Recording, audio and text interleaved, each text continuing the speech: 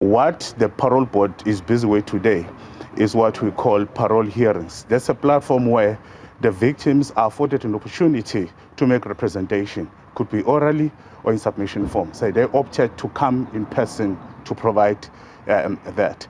The same courtesy has to be offered to the inmate, being Mr. Pistorius.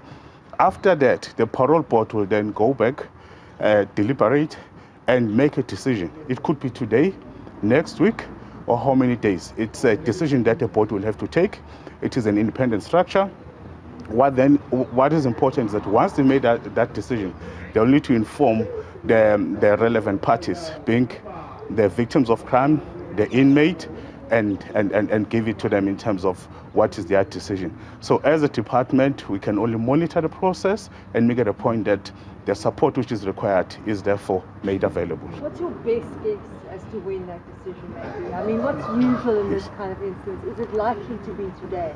We allow the parole board to engage in their process without even wanting to know what is their timelines, because at no point they must feel like we're exerting pressure on them or we have particular expectations, because that will put the entire process into jeopardy. It has been a long way for us to get to where we are today. So we'll allow the board to process it, and once they made that decision, all of us have to respect that particular decision. How long does it take after that decision is announced for him to be released, if that's the decision? Okay, how it works is that the parole board will make a decision, and in that, should they say he is ready to reintegrate back into society, they will then give him a date to say on this particular date he will be placed out. But there is another process that must be factored in. We call it a pre-release program, because inmates react differently once they are placed out. It's important that once a person is out or is prepared to say, when going out, no one will be willing to extend a hand and shake you.